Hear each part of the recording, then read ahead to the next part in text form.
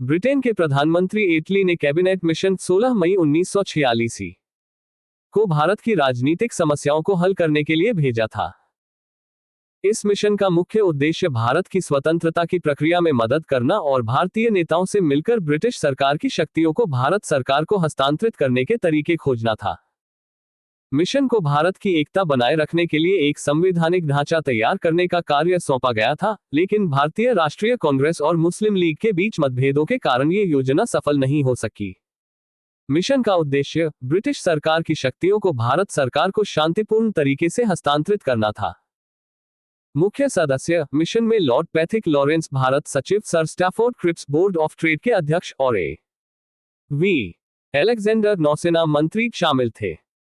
मुख्य चुनौती भारतीय राष्ट्रीय कांग्रेस और मुस्लिम लीग के बीच भारत के भविष्य पर बुनियादी मतभेद थे, जिन्हें हल करना मिशन के लिए एक बड़ी बाधा थी। प्रस्तावित समाधान योजना मिशन ने ब्रिटिश भारत के लिए एक त्रिस्तरीय प्रशासनिक ढांचा प्रस्तावित किया, जिसमें एक संघीय संघ, प्रांत और प्रांतों के समूह शामिल थे। विफलता का कारण कांग्रेस एक अखंड भारत चाहती थी, जबकि मुस्लिम लीग एक अलग मुस्लिम बहुल पाकिस्तान राज्य चाहती थी। उनके बीच कोई समझौता न हो पाने के कारण योजना विफल हो गई।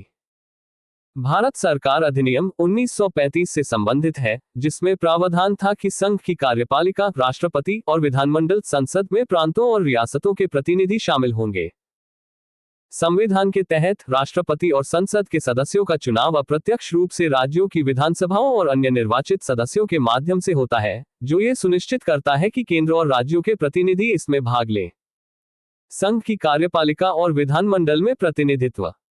कार्यपालिका संघीय कार्यपालिका में राष्ट्रपति, उपराष्ट्रपति, प्रधानमंत्री और मंत्रिपरिषद शामिल है।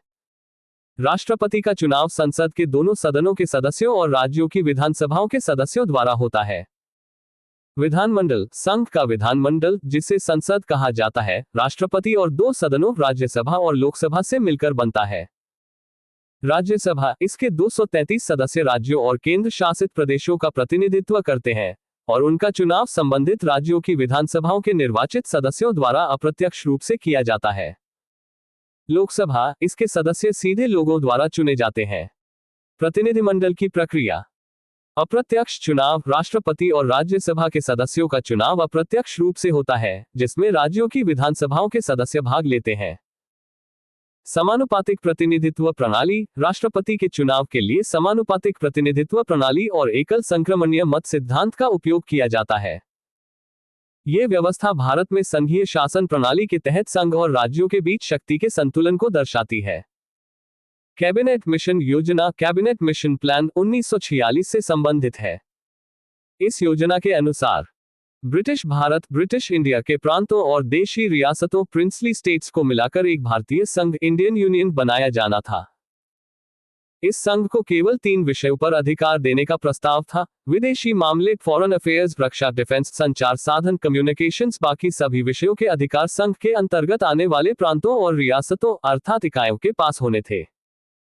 ये योजना भारत की एकता बनाए रखने और शक्ति विभाजन के माध्यम से केंद्र तथा प्रांतों के बीच सामंजस्य स्थापित करने के उद्देश्य से बनाई गई थी। कैबिनेट मिशन योजना 1946 से संबंधित है। संबंधित योजना का नाम विधानमंडल में सांप्रदायिक कम्युनल प्रश्नों पर निर्णय के लिए केवल सामान्य बहुमत ही नहीं, बल्कि हिंदू तथा मुस्लिम सदस्यों की अलग अलग बहुमत की शर्त वाला प्रावधान कैबिनेट मिशन योजना में प्रस्तावित संवैधानिक ढांचे से जुड़ा था। आशय क्या था? उद्देश्य ये था कि किसी भी सांप्रदायिक विषय पर केवल समग्र बहुमत से निर्णय न हो, बल्कि दोनों प्रमुख समुदायों की सहमति सुनिश्चित की जाए। इससे मुसलमानों को यह आश्वासन देने की कोशिश की गई कि उनकी राय को अनदेखा करके केवल बहुसंख्यक दबाव से कानून नहीं बनाए जाएंगे। सांप्रदायिक प्रतिनिधित्व के विचार को दर्शाता है, जो भारत में ऐतिहासिक रूप से विभाजनकारी और विवादास्पद रहा है। इसका अर्थ है कि विधानमंडल में सांप्रदायिक मामलों पर निर्णय लेने के लिए केवल कुल सदस्यों के बहुमत से ही नहीं, बल्कि प्रत्येक समुदाय, विशेष रूप से हिंदू और मुस्लिम के सदस्यों का अलग से बहुमत आवश्यक होगा। भारतीय संविधान के निर्माण के दौरान संविधान सभा की संरचना और प्रतिनिधित्व के संबंध में एक सिद्धांत का वर्णन करता है, जो विभिन्न प्रांतों, रियासतों और जातियों से उनके जनसंख्या के अनुपात के आधार पर सदस्यों को शामिल करने का इरादा रखता था। हालांकि ये ध्यान रखना महत्वपूर्ण है कि संविधान के निर्माण के बाद कुछ विशिष्ट प्रावधान जैसे कि अनुच्छेद 332 राज्यों की विधानसभाओं में अनुसूचित जातियों और जनजातियों के लिए जनसंख्या के आधार पर सीटों के आरक्षण का प्रावधान करते हैं। संविधान सभा की संरचना और प्रतिनिधित्व। सदस्य। दिसंबर 1947 तक संविधान सभा में 299 सदस्य थे। प्रांतों से 229 सदस्य 12 भारतीय प्रांतों से चुने गए थे। रियासतों से 70 सदस्य 29 रियासतों से नामित किए गए थे। प्रतिनिधित्व। ये प्रावधान विभिन्न क्षेत्रों और समुदायों का एक संतुलित प्रतिनिधित्व सुनिश्चित करने के लिए था। भारतीय संविधान में जनसंख्या के आधार पर प्रतिनिधित्व के विशिष्ट उदाहरण। अनुच्छेद 332। यह अनुच्छेद राज्य विधानसभाओं में अनुसूचित जातियों और जनजातियों के लिए उनकी जनसंख्या के अनुपात में सीटों के आरक्षण का प्रावधान करता है। आरक्षण का उद्देश्य। यह आरक्षण ऐतिहासिक अन्याय और पिछड़ेपन से निपटने और इन समुदायों का उचित प्रतिनिधित्व सुनिश्चित करने के लिए किया गया था।